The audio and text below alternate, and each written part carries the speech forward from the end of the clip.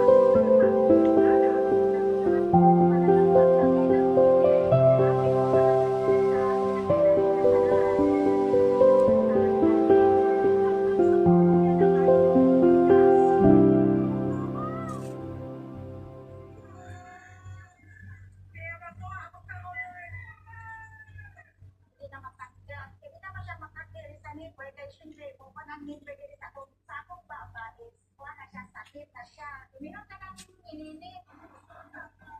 At ang tumigas ng veneers, unti-unting kapagkat.